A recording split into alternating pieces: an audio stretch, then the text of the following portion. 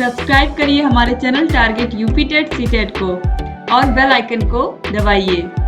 Hello दोस्तों, मैं आनंद स्वागत करता हूं आप सभी का आपके अपने चैनल और app target UP TET CTET में। दोस्तों, हम लगातार आपके डीएलएड थर्ड सेमेस्टर की गणित की तैयारी कर रहे हैं और इस गणित की तैयारी में आपको पता है कि मैंने सारी क्लासेस चैप्टर वाइज आपको ले ली हैं।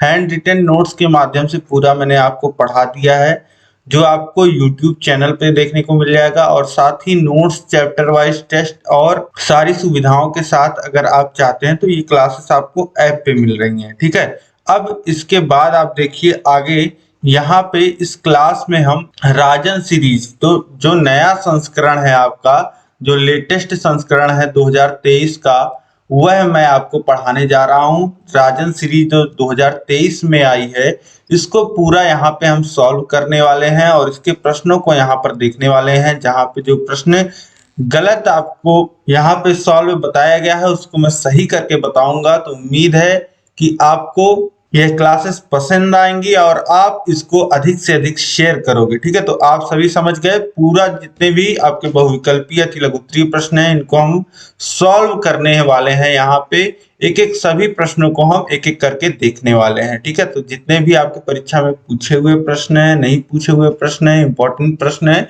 सभी प्रश्नों को यहाँ पे हम देखेंगे। अब ये राजन सीरीज के बहुविकल्पी प्रश्नों का पहला पार्ट है। इसमें हम लोग 35 प्रश्न देखेंगे। ऐसे 3 पार्ट बनेंगे और आपके बहुविकल्पी प्रश्न समाप्त हो जाएंगे। इसी तरीके से अति लघुत्तरीय में भी हम कई पार्ट में आपके सभी अति लघुत्तरीय प्रश्नों को देखेंगे। ठीक है, तो उम्मीद है कि आप समझ पा रहे होंगे बातों को और अपने दोस्तों में अधिक से अधिक आप इस क्लास को शेयर करिए ताकि सभी लोग इसी तरीके से आसान भाषा में अपने गणित विषय की तैयारी कर पाए। आपको पता है कि सबसे अधिक बैक जो डीएलएड में लगता है वह गणित विषय में लगता है, तो इसलिए यहाँ पे प्रैक्टिस सभी की होनी बहुत जरूरी है। मैथ में आपको समय बहुत कम मिलता है, बहुत अच्छे ढंग से आपको तैयारी करनी पड़ेगी। ठीक है, तभी आप अच्छा स्कोर कर पाएंगे। अब देखिए, एक एक क्वेश्चन को हम देखते हैं और सॉल्व करते हुए चलते हैं और आपको भी बताना है लास्ट में कमेंट करके कि आप खुद से कितने क्वेश्चन सही कर पाए हैं। और यह आप जरूर काउंट करिएगा कि कितने क्वेश्चन आपके सही हो रहे हैं, तभी आप खुद को आंक पाओगे कि हाँ कितना स्कोर मैं एग्जाम में कर पाऊंगा। 5 बहुविकल्पी प्रश्न आपके परीक्षा में आते हैं, तो बहुत इंपॉर्टेंट है आपके लिए इन सभी प्रश्नों को हल करना। तो चलिए स्टार्ट करते हैं। देखिए, प्रश्न संख्या 1 है, log 81 बेस 3 बराबर 4 का घातांकीय रूप होगा। अब देखिए, कोई भी संख्या इसी तरीके से मान लेते हैं, यही जो संख्या है 2 के घाते अगर 5 लिखा है और यह होता है कितना 32, तो यह देखिए एक संख्या है जो घातांकीय रूप में लिखी हुई है। ठीक, 2 के घाते 5 और बराबर होता है 32 के। ठीक, अब इसको जब हम लोग लॉग में लिखते हैं तो ये जो 2 है, ये बराबर के बाएं तरफ आप देखिए 2 के घाते 5 लिखा है, तो जो बेस है, बेस यहाँ पे क्या है, आधार 2 है, तो इस आधार को हम लोग लॉग में भी आधार ही रखते हैं। फिर यहाँ पे देखिए जो है बराबर के इधर 32, ये कहाँ लिखा जाएगा, यहाँ पे log 32 बेस 2, और जो यहाँ घात में है 5 वह बराबर के इधर आ जाएगा। ठीक है, तो log 32 बेस 2 बराबर कितना हो जाएगा 5 के। तो इसी तरीके से लिखा जाता है, तो यही तरीका है। अब यहाँ पे देखिए क्या करेंगे, यहाँ पे जो बेस में 3 है उसको ऐसे लिख देंगे और जो बराबर के इधर है वह घात में आता है, 3 के घाते 4 बराबर 81, यही इसका घातांकीय रूप हो जाएगा। ठीक है, तो इस तरीके से आसानी से आप लिख पाओगे।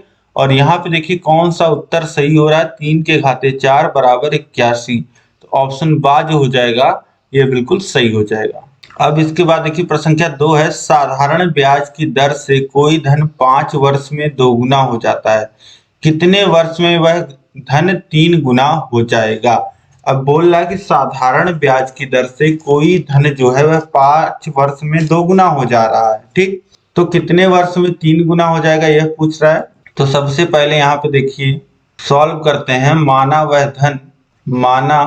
वह धन x है। ठीक, तो हमें मूलधन P कितना मिल गया x, और दर रेट कितना हो जाएगा r, और समय जबकि यहाँ पे दर दिया हुआ है, नहीं दिया हुआ, दर नहीं दिया हुआ है और बोल रहा है कि 5 वर्ष में दोगुना हो जा रहा है, यानी कि टी जो है टाइम वह दिया गया है 5 वर्ष, जिसमें वह दोगुना हो जा रहा है, यानी कि ए कितना हो जा रहा है, जो मिश्र धन हो जा रहा है वह दोगुना हो जा रहा है। एक्स से कितना हो जा रहा होगा, 2x हो जा रहा होगा। ठीक, तो अब यहाँ पे आप समझिए साधारण ब्याज सिंपल इंटरेस्ट का जो फॉर्मूला होता है वह होता है PRT/100 और इसी को अगर ए लिखना चाहें हम यानी कि मिश्र धन, तो मूलधन धन ब्याज यानी कि PRT/100 ये फॉर्मूला हो जाता है। ये देखिए यहाँ से ब्याज निकल के आता है PRT/100 से, और अगर आपको पूरा मिश्र धन लेकर के आना है जो कि यहाँ पे बोला गया है a बराबर 2x यानी कि धन दूना हो जा रहा है, तो 5 वर्ष में लिखेंगे 2x हो जा रहा है मिश्र धन और मूलधन कितना था x, और यहाँ पे भी मूलधन कितना रखेंगे x और r हमें नहीं पता है, इंटू t कितना है 5 वर्ष बटे 100। अब आगे सॉल्व करिए यहाँ से, तो देखिए इस x को इधर ले आइए तो 2x में से x घट जाएगा, बचेगा x, और यहाँ पे देखिए x इंटू r, अब 5 से 100 को काट दीजिए 20 बार में कट जाएगा, x इंटू r बटे 20। ठीक, ये बच गया। अब r बराबर लिख सकते हैं अगर लिखना चाहें तो ये हो जाएगा x गुणे 20 और बटे x, तो x से x कट जाएगा यानी कि रेट कितना आ जाएगा 20%। दर कितनी आ गई, 20% की दर आ गई। अब पूछ रहा है कि कितने समय में यह जो धन है वह 3 गुना हो जाएगा, तो यही फॉर्मूला हम लोग लगाते हैं A equal to P plus PRT/100। अब देखिए पता है कि जो धन हो जा रहा है वह 3 गुना हो जा रहा है, यानी कि मिश्र धन कितना हो जा रहा है, जो मिल रहा है वह 3 गुना यानी कि 3x, और पहले कितना था x, फिर पहले कितना था x, और दर कितनी है, दर हमने निकाल लिया 20% की दर है, और समय यही हमको समय निकालना है और बटे में कितना 100। ठीक, आगे सॉल्व करिए तो ये देखिए x घट जाएगा 3x में से तो बचेगा 2x, और 20 से काट दीजिए 100 को 5 बार में कट जाएगा, तो ये हो जाएगा xt/5, और x को ऐसे डायरेक्ट भी काट सकते हैं आप क्योंकि दोनों तरफ पद गुणे में है, और t बराबर कितना हो जाएगा 5 गुणे 2 यानी कि 10 वर्ष, यानी कि कितना समय लगेगा 3 गुना होने में 10 वर्ष का समय लगेगा। ऑप्शन बी जो हो जाएगा बिल्कुल सही हो जाएगा। इसके बाद देखिए प्रश्न संख्या 3 है, व्यंजक p square into X square plus C square into X square minus AC square minus AP square का गुणनखंड है। तो बहुत ही आसान है, कर लीजिए। देखिए लिखिए, पद कितना दिया गया है p square into X square plus C square into X square minus AC का स्क्वायर माइनस AP का स्क्वायर, ये हो गया। ठीक, अब इसके बाद देखिए क्या करेंगे हम, इसके बाद देखिए पहले दो पदों में एक्स स्क्वायर का गुणा हो रहा है। देखिए p square into X square है और c square into X square है, तो एक्स स्क्वायर कॉमन ले लीजिए तो कितना बचेगा यहाँ पहले पद में p स्क्वायर, फिर देखिए प्लस है प्लस लिख देंगे, फिर उसके बाद देखिए एक्स स्क्वायर कॉमन बचे ले लेंगे तो c स्क्वायर बचेगा। ठीक, फिर देखिए यहाँ पे अब दोनों पदों में क्या है a का गुणा है और माइनस है, तो माइनस कॉमन ले लेंगे माइनस से, तो यहाँ पे देखिए माइनस AC स्क्वायर में क्या बचेगा c स्क्वायर, और माइनस AP स्क्वायर में माइनस a कॉमन ले लेंगे तो बचेगा प्लस p स्क्वायर। ठीक, अब देखिए यहाँ पे p square plus c square है और यहाँ पे c square plus p square है।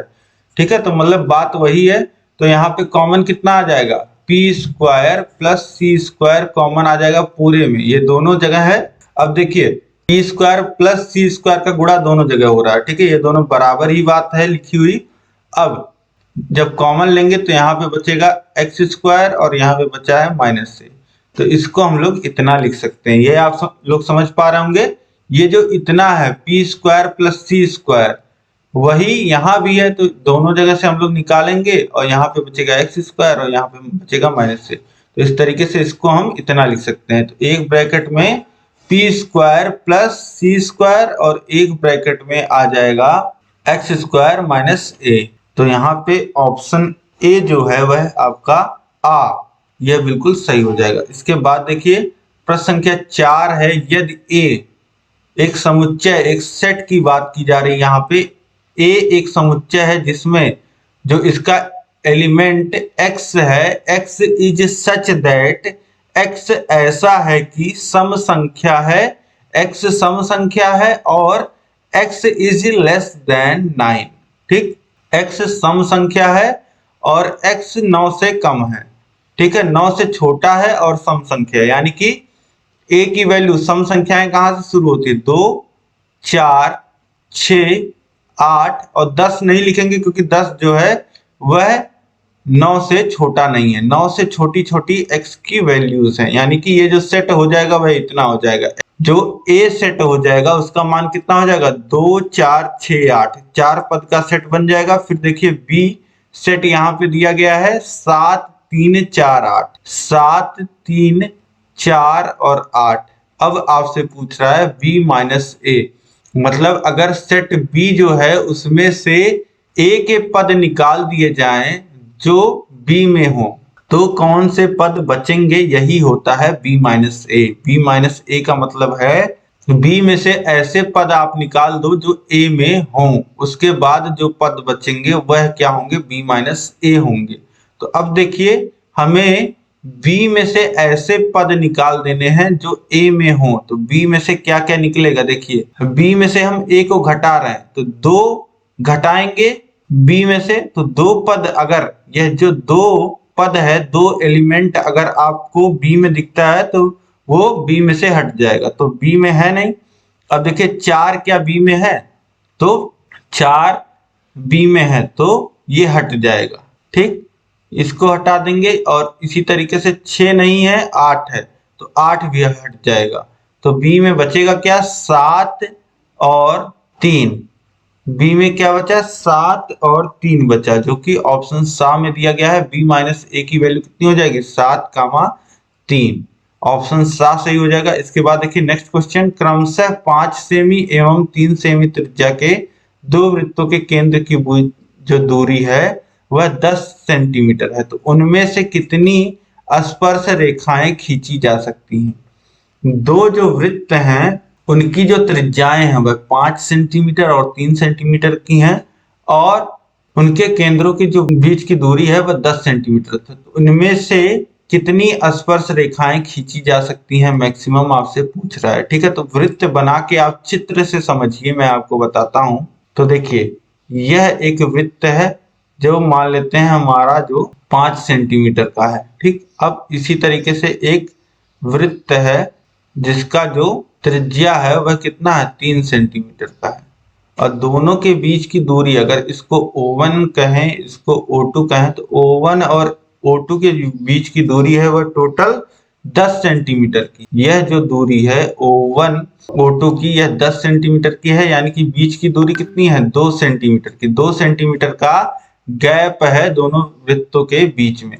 तो पूछ रहा है कितनी स्पर्श रेखाएं खींची जा सकती है। तो यहाँ से आप स्पर्श रेखाएं खींचने का प्रयास करिए। तो यहाँ पे देखिए ये एक स्पर्श रेखा इस तरीके से और एक स्पर्श रेखा जो दोनों को टच करती हुई जाए, ऐसी स्पर्श रेखा यहाँ पे पूछ रहा है। तो 2 स्पर्श रेखाएं ये हो गई।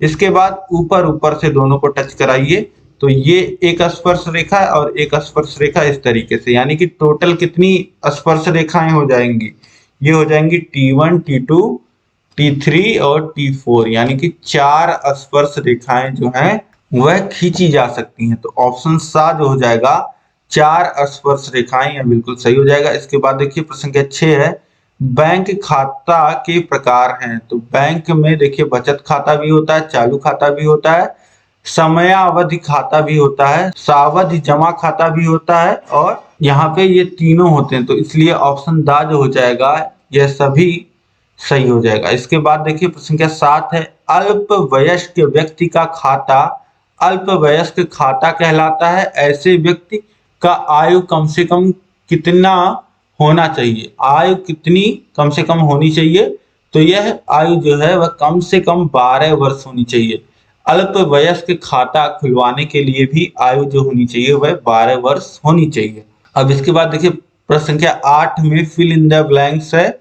बराबर के इधर देखिए खाली स्थान दिया गया है, फिर बराबर के इधर लिखा गया है मूलधन गुणे दर गुणे समय बटे 100।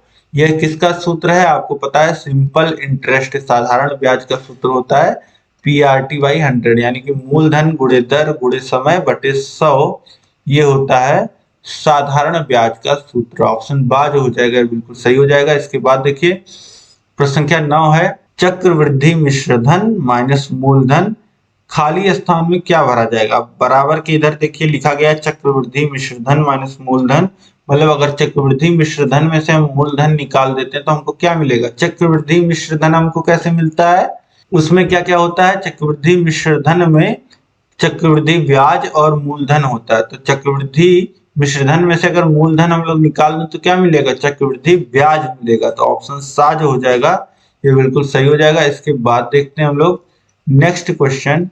प्रश्न संख्या 10 है 2000 का 10% वार्षिक ब्याज की दर से एक वर्ष का मिश्रधन तथा चक्रवृद्धि ब्याज कितना होगा यदि ब्याज अर्धवार्षिक देय है। तो यहाँ पे देखिए यह पहले तो चक्रवृद्धि का प्रश्न है, चक्रवृद्धि ब्याज का प्रश्न है, और दूसरा इसमें ब्याज जो है वह अर्धवार्षिक देय है। तो थोड़ा सा ट्रिकी है, आपको देखना पड़ेगा ध्यान से कैसे सॉल्व होगा। तो चलिए इसको देखते हैं किस तरीके से ये सॉल्व होगा।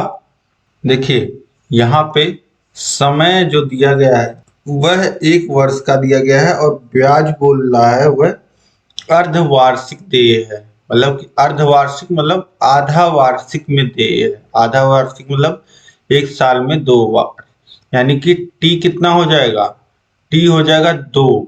अर्धवार्षिक इस तरीके से आप लिख सकते हैं, क्योंकि वर्ष में 2 बार लिखना देना है तो टाइम जो हो जाएगा वह 2 हो जाएगा। और जो मूलधन है वह कितना है, 2000 रुपए है, आपको पता है। इसके साथ ही दर देखिए 10% का है, रेट ऑफ इंटरेस्ट जो है आर वह 10% का है। 10% वार्षिक है, लेकिन जब छमाही लगता है तो दर क्या हो जाती है, आधी हो जाती है, यानी कि दर कितनी हो जाएगी 5% की। अब यहां से कैलकुलेट करिए। जो मिश्रधन आपसे पूछ क्या रहा है, पूछ रहा है कि 1 वर्ष का मिश्रधन तथा चक्रवृद्धि ब्याज कितना होगा। चक्रवृद्धि ब्याज आपसे पूछ रहा है तो देखिए यहां से निकाल लीजिए। इसका जो फॉर्मूला होता है वह मिश्रधन बराबर होता है P into 1 plus R/100 to the power T। ठीक, अब वैल्यूज पुट कर लीजिए। तो P की वैल्यू है 2000 और 1 प्लस R कितना है 5 है और बटे 100 और समय है 2। अब इसी को सॉल्व कर लेना है। तो ये हो जाएगा 2000 और 5 से 100 को काटिए 20 बार में कट जाएगा और 1 प्लस 1/20 ये हो जाएगा और स्क्वायर। ठीक, अब इसके बाद आगे देखिए 2000 और फिर ये हो जाएगा, देखिए हर समान करेंगे 20 और 20 धन 1 21, 21 के भाग ऊपर हो जाएगा पावर में 2, ये हो जाएगा 2000 गुणे 21 बटे 20 गुणे 21 बटे 20।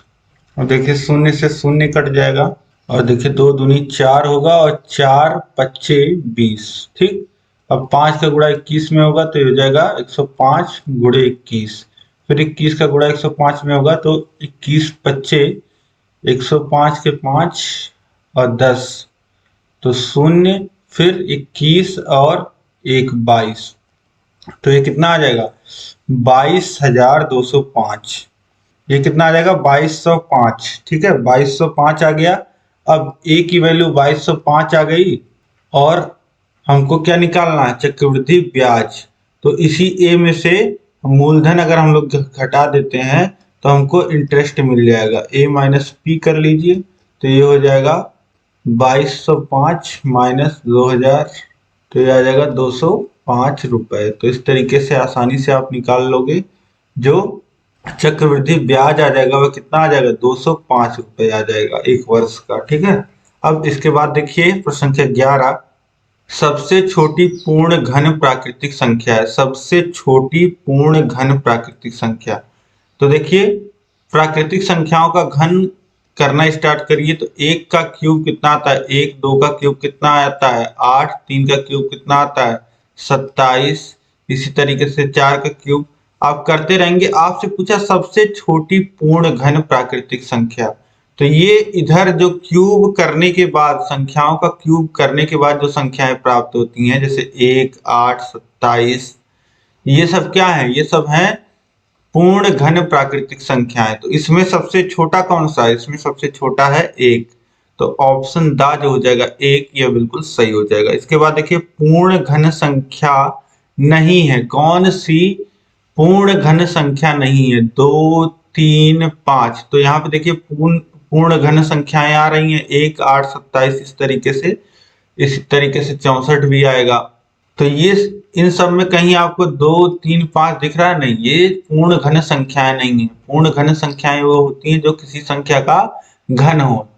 तो सभी जो है वह पूर्ण घन संख्याएं नहीं है, तो ऑप्शन दा जो हो जाएगा ये बिल्कुल सही हो जाएगा। इसके बाद देखिए प्रश्न संख्या 13, किसी संख्या का घन उस संख्या की कितनी घात होती है। किसी संख्या का घन अगर हम कर रहे हैं, किसी संख्या का अगर हम घन कर रहे हैं, मतलब उस संख्या के घात में हम 3 लिख रहे हैं, तो ऑप्शन सा जो हो जाएगा 3, यह बिल्कुल सही हो जाएगा। इसके बाद देखिए प्रश्न संख्या 14 है, 27 किस संख्या का घन है। 27 किस संख्या का घन है, मतलब 27 किस संख्या के घन के बराबर है। तो यहां से लिख सकते हैं x बराबर क्यूब रूट ऑफ 27, और 27 को लिख सकते हैं 3 का क्यूब, तो ये आ जाएगा कितना 3।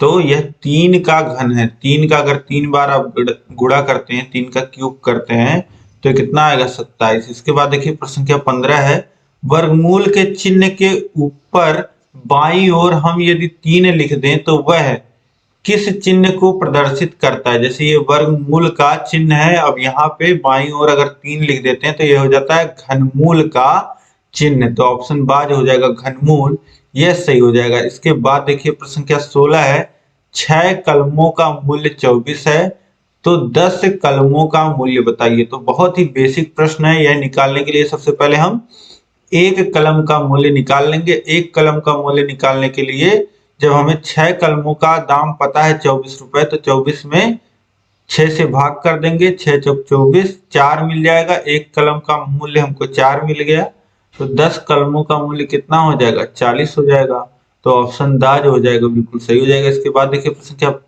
17 है, 5 मजदूरों की मजदूरी 1250 है, 8 मजदूरों की मजदूरी कितनी होगी। यही पिछले क्वेश्चन जैसा हिसाब है, 5 का 1250 है, तो 1 का कितना होगा 1250 बटे 5 यानी कि 250 रुपए, और 8 का कितना होगा 250 गुणे 8 यानी कि 2000 रुपए, तो ऑप्शन आ जो हो जाएगा 2000 रुपए, ये बिल्कुल सही हो जाएगा। इसके बाद देखिए प्रश्न संख्या 18 है, समानुपात में बाह्य पदों तथा मध्य पदों के गुणनफल का संबंध होता है। कौन सा संबंध होता है, बराबर का, आधा का, चौथाई का या 2/3 का। तो समानुपात में जो बाह्य पदों का गुणनफल होता है वह मध्य पदों के गुणनफल के बराबर होता है, यह सबसे पहले ही आप समानुपात में पढ़ते हैं, तो ऑप्शन आ सही हो जाएगा। इसके बाद देखिए प्रश्न संख्या 19 है, समानुपात में कितने पद होते हैं। समानुपात में आपको पता है ये समानुपात का चिन्ह है, और एक अनुपात इधर होता है a अनुपात b, और एक अनुपात c अनुपात d इधर होता है, यानी कि कुल कितने पद हैं 4 पद हैं, तो ऑप्शन दा जो हो जाएगा 4, ये बिल्कुल सही हो जाएगा। इसके बाद देखिए प्रश्न संख्या 20 है, यदि 6 किताबों का मूल्य 24 तो 7 किताबों का मूल्य, अभी हमने निकाला 6 किताबों का मूल्य 24 है, तो एक किताब का मूल्य कितना होगा 4 रुपए होगा, और 7 किताबों का मूल्य चाहिए तो 7 चौक 28, 28 रुपए हो जाएगा 7 किताबों का मूल्य। इसके बाद देखिए प्रश्न संख्या 21 है, 2/3 के घाते 2/3 के घाते 5 2/3 का पावर 5 लिखा गया है, तो इसका मतलब क्या होता है, इसका मतलब होता है अलग अलग अंश में भी वही घात आप लिख सकते हैं और हर में भी वही घात आप लिख सकते हैं, ठीक है। अगर कहीं पे a/b के होल के पावर m लिखा हुआ है तो आप इसको लिख सकते हैं a के पावर m बटे b के पावर m। ये रूल होता है घात का, ठीक है। तो इसमें ऑप्शन आ जो हो जाएगा ये सही हो जाएगा इस रूल के अकॉर्डिंग। अब इसके बाद देखिए प्रश्न संख्या 22 है 4/7 गुणे 4/7 गुणे 4/7। देखिए 4/7 का गुणा 3 बार होगा तो हर का गुणा हर में, अंश का गुणा अंश में हो जाएगा और अंश में हो जाएगा 4 का क्यूब और हर में हो जाएगा 7 का क्यूब, जिसे हम लोग लिख सकते हैं 4/7 का होल क्यूब, जो ऑप्शन बा में दिया गया है। तो ऑप्शन बा जो हो जाएगा यहाँ पे बिल्कुल सही हो जाएगा। इसके बाद देखिए प्रश्न संख्या 23 है बैंकों के बैंक, यहाँ पे को लिखा है तो बैंकों के बैंक के नाम से जाना जाता है। तो बैंकों के बैंक का नाम क्या है? Reserve bank of India, RBI जिसे शॉर्ट फॉर्म में कहते हैं। आपको पता है कि भारत में जितने भी बैंक हैं सरकारी प्राइवेट सभी को मॉनिटर और सभी किस तरीके से काम करेंगे ये सारी चीजें कौन देखता है? रिजर्व बैंक ऑफ इंडिया, इसीलिए इसे बैंकों का बैंक कहते हैं। ऑप्शन आ जो हो जाएगा ये बिल्कुल सही हो जाएगा। इसी तरीके से देखिए प्रश्न संख्या 24 भी है राष्ट्रीयकृत बैंक है Punjab national bank, Allahabad bank, दोनों या कोई नहीं। तो देखिए ये दोनों ही राष्ट्रीयकृत बैंक हैं, सरकारी बैंक हैं। तो ऑप्शन आ और बा दोनों सही, यानी कि सा दोनों, सा ऑप्शन सही हो जाएगा। इसके बाद देखिए केंद्रीय बैंक है, सेंट्रल बैंक कौन सा है? Reserve bank, RBI, reserve bank of India. तो ऑप्शन आ जो हो जाएगा यह बिल्कुल सही हो जाएगा। इसके बाद देखिए प्रश्न संख्या 26 है 9 और 12 के मध्य अभाज्य संख्याओं के समुच्चयों के अवयवों की संख्या है। अगर हम लोग एक समुच्चय बनाते हैं ए जिसमें 9 और 12 के मध्य अभाज्य संख्याओं को शामिल करते हैं, 9 और 12 के बीच में अभाज्य, अब देखिए 9 और 12 के बीच में कौन कौन सी संख्याएं आती हैं? 10 आता है, 11 आता है, लेकिन हमें कौन सी संख्या लेनी है? अभाज्य संख्या।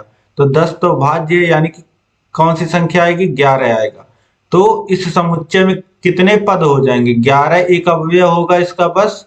तो इसमें अवयव की संख्या आपसे पूछ रहा है कितने पद आ रहे हैं इस समुच्चय में। तो एक पद आ रहा है तो ऑप्शन बा जो हो जाएगा ये बिल्कुल सही हो जाएगा। इसके बाद देखिए प्रश्न संख्या 27 है फाई किस समुच्चय को दर्शाता है? अब फाई अगर कहीं किसी समुच्चय, ए कोई समुच्चय है जिसको दिखाया गया है फाई से, यानी कि ए समुच्चय में कोई भी पद जो है अवयव नहीं है। जैसे अगर हम बात करें मंगल ग्रह पे रहने वाले इंसानों का समुच्चय, तो ऐसा कोई इंसान नहीं है जो मंगल ग्रह पे रहता है, तो उसे हम लोग क्या करेंगे? फाई से डिनोट करेंगे या और इस तरीके से डिनोट करते हैं। जो हमारा ब्रैकेट होता है उसको इसी तरीके से खाली छोड़ देते हैं, ठीक है। लेकिन अगर यह ब्रैकेट में आप फाई दिखा देंगे तो यह गलती हो जाएगा। यह देखिए यह क्या दर्शाता है? एक ऐसा समुच्चय जिसका अवयव फाई है, ठीक है। तो जो नल समुच्चय होता है जिसका कोई भी अवयव नहीं होता है उसको हम लोग फाई से दर्शाते हैं या इस तरीके से खाली ब्रैकेट से दर्शाते हैं, ठीक है। तो यहाँ पे अगर आप किसी में फाई एलिमेंट भी देख लें इस तरीके से तो वह भी क्या है? एक समुच्चय जिसका अवयव कितना है? एक अवयव उसमें प्रेजेंट है। तो इस तरीके से इससे आपको कंफ्यूज नहीं होना है। तो यहाँ पे यह कैसा समुच्चय है? एकल है, रिक्त है, परिमित है, अपरिमित है। तो यह रिक्त समुच्चय, ऑप्शन बा सही हो जाएगा। इसके बाद देखिए 28 है जिन समुच्चयों में एक भी अवयव नहीं होते हैं उन्हें हम क्या कहते हैं? उन्हें हम लोग रिक्त समुच्चय कहते हैं। यहाँ पे देखिए डेफिनेशन भी आपको मिल गया। अब इसके बाद देखिए प्रश्न संख्या 29 है 2000 का 5% वार्षिक ब्याज की दर से 2 वर्ष का ब्याज होगा। 2000 का 5% वार्षिक सरल ब्याज की दर से 2 वर्ष का ब्याज होगा। अब देखिए सरल ब्याज यहाँ पे कैलकुलेट करना है तो सिंपल इंटरेस्ट का फॉर्मूला आपको पता होता है PRT/100 होता है, ठीक है। यही कैलकुलेट करना है। P कितना है? 2000 रुपए है, R कितना है? 5 है, वर्ष कितना है? 2 वर्ष और बटे में 100। देखिए कट जाएगा 2 शून्य 2 शून्य कट जाएगा, 20 का गुणा 5 में होगा तो ये कितना हो जाएगा? 100 और 100 का गुणा 2 में होगा तो हो जाएगा 200। तो ऑप्शन सा जो हो जाएगा साधारण ब्याज कितना हो जाएगा, 200 रुपये हो जाएगा। अब इसके बाद नेक्स्ट क्वेश्चन हम देखेंगे। देखिए प्रश्न संख्या 30 है, यदि 16:8 समानुपाते 18:x है तो x का मान होगा। अब समानुपात में आपको पता है जो बाह्य पदों का गुणा होता है, बाह्य पदों का जो गुणनफल होता है वह बराबर होता है मध्य पदों के गुणनफल के, यानी कि 16 गुणे x, 16 और x जो है वह बाह्य पद हैं और 8 और 18 जो होगा वह मध्य पद कहलाते हैं। ठीक है, तो यहाँ पे 16 गुणे x बराबर जो हो जाएगा वह 8 गुणे 18 हो जाएगा और x बराबर क्या हो जाएगा, 8 गुणे 18 बटे 16। 8 से काटिए 16, 2 बार में कट जाएगा, फिर 2 से काटिए 18 को तो 9 बार में कट जाएगा, यानी कि x की वैल्यू कितनी आ जाएगी, 9 आ जाएगी। तो यहाँ पे ऑप्शन सा जो हो जाएगा 9, ये बिल्कुल सही हो जाएगा। अब इसके बाद देखिए प्रश्न संख्या 31 है, वृत्त के चाप और उसकी जीवा द्वारा घिरा हुआ क्षेत्र कहलाता है। अब कोई वृत्त है और इस वृत्त में कोई चाप इस तरीके से है। ठीक है, तो ये जो वृत्त का आर्क है, ठीक है, यह जो वृत्त के चाप और उसकी जीवा द्वारा जो घिरा हुआ क्षेत्र होगा, यानी कि ये क्षेत्र, यह क्या कहलाता है, यह वृत्तखंड कहलाता है। ऑप्शन बा जो हो जाएगा ये बिल्कुल सही हो जाएगा। इसके बाद देखिए प्रश्न संख्या 32, 5xy धन 4xz धन 5x³ एक उभयनिष्ठ गुणनखंड होगा।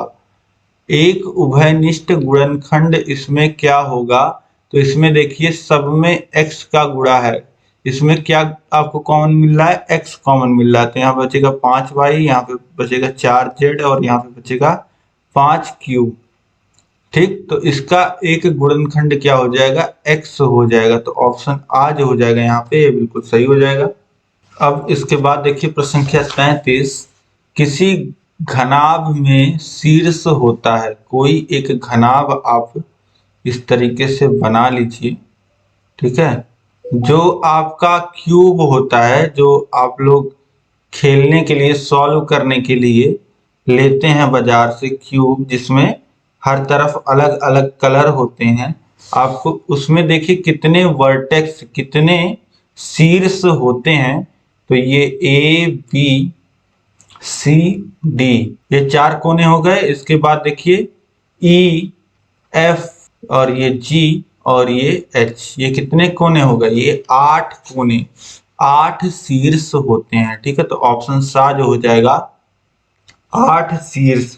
ठीक है, 8 शीर्ष होते हैं और 6 फलक होते हैं और 12 जो है वह भुजाएं होती हैं। ठीक है, इस तरीके से आप याद रखिएगा किसी भी घन या घनाभ के बारे में। ठीक है, ये तीनों चीजें सही हैं, उसमें 6 फलक, 8 शीर्ष और 12 भुजाएं होती हैं। ठीक, इसके बाद देखिए प्रश्न संख्या 34 है, परिमेय संख्या 3/5 से बड़ी परिमेय संख्या है। 3/5 इसका मान कितना होता है, 0.6।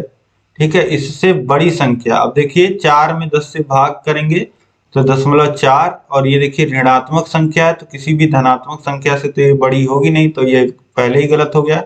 इसके बाद देखिए 6/10, तो इसका मान 0.6 और इसका मान कितना होगा 0.7। तो 0.6 से बड़ी संख्या हमको चाहिए, तो क्या होगा 0.7। ऑप्शन दा जो हो जाएगा 7/10, ये बिल्कुल सही हो जाएगा। इसके बाद देखिए प्रश्न संख्या 35 है, x² प्लस x प्लस 1/4 का गुणनखंड है। तो x² प्लस x प्लस 1/4 को हम लोग कितना लिख सकते हैं, देखिए इसको लिख देंगे x² plus 2 into 1/2 into x plus 1/2, 2 का स्क्वायर लिख देंगे 4 को। तो अब ये देखिए फॉर्मूला आपने पढ़ रखा है, a प्लस बी का होल स्क्वायर कितना होता है, a² plus 2ab plus b², ये होता है a प्लस बी का होल स्क्वायर का फॉर्मूला। वही यहाँ पे देखिए लगेगा, a की जगह क्या है x और b की जगह क्या आ रहा है 1/2। ठीक है, अब इसको एक स्टेप अभी और आप देख लीजिए तो आपको और अच्छे से समझ में आएगा। इसको इतना लिख सकते हैं और इसको प्लस इसको हम लोग कितना लिख सकते हैं 1/, 2 का होल स्क्वायर लिख सकते हैं। ठीक है, अब यहाँ पे आपको देखिए पूरा सही सही दिख रहा होगा, सही सही समझ में आ रहा होगा। इसको हम लोग कितना लिख सकते हैं, x प्लस 1/2 का होल स्क्वायर लिखा जा सकता है इतने को। ठीक है, आप देख रहे हैं a की जगह x है और b की जगह 1/2 है। तो यहाँ पे देखिए ऑप्शन सा जो है x प्लस 1/2 का होल स्क्वायर इसका गुणनखंड होगा। ठीक है, तो ऑप्शन सा सही हो गया। इस तरीके से यहाँ पे पहला पार्ट जो है वह आपने सॉल्व कर लिए 35 क्वेश्चन, और बाकी के क्वेश्चन जो है वह हम अगले पार्ट में देखेंगे। आपकी राजन सीरीज को हम पूरा सॉल्व कर रहे हैं यहाँ पे गणित को। उम्मीद है दोस्तों कि यह क्लास में जितने भी क्वेश्चन डिस्कस किए हमें आपको समझ में आया होगा। अब इस क्लास को अधिक से अधिक शेयर कर दीजिए अपने दोस्तों में। जहां कहीं भी कोई भी दिक्कत हो और कितने क्वेश्चन आपके सही हुए यह आप मुझे कमेंट करके बताइए, कितने क्वेश्चन आपके सही हो रहे हैं। उस तरीके से मैं आपको तैयारी कराऊंगा और आपके बाकी साथियों को भी पता चलेगा कि हाँ हमारे साथियों की तैयारी कैसी चल रही है। तो कमेंट जरूर करें, और अभी तक अगर आपने चैनल को सब्सक्राइब नहीं किया तो चैनल को सब्सक्राइब कर लीजिए। उसके बगल बेल आइकन होगा, उस पे ऑल सेलेक्ट करिएगा ताकि सभी नोटिफिकेशंस मिल पाए। अब अगर आप अपने थर्ड सेमेस्टर की तैयारी कम समय में और सबसे बेहतरीन ढंग से करना चाहते हैं तो एक ही उपाय है आपके लिए, target UPTET CTET app. Target UPTET CTET app आप डाउनलोड करिए। TUC ऐप को आप डाउनलोड करिए प्ले स्टोर से, या नीचे डिस्क्रिप्शन में लिंक दिया गया है वहां से डाउनलोड करिए। वहां पे आपको चैप्टर वाइज सभी सब्जेक्ट हैंड रिटन नोट्स के माध्यम से पढ़ाए गए हैं। इसका PDF आपको वहां पे मिलेगा और सभी लेक्चर्स आपको मिलेंगे जिसमें प्रचार नहीं आएगा, और सभी चैप्टर वाइज टेस्ट आप दे पाओगे। और प्रीवियस ईयर 5 सालों के प्रीवियस ईयर क्वेश्चन पेपर आपको मिल जाएंगे।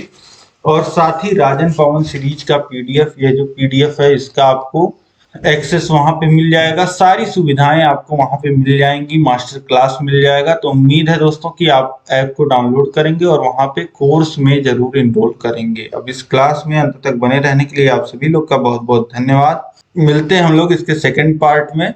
जय हिंद।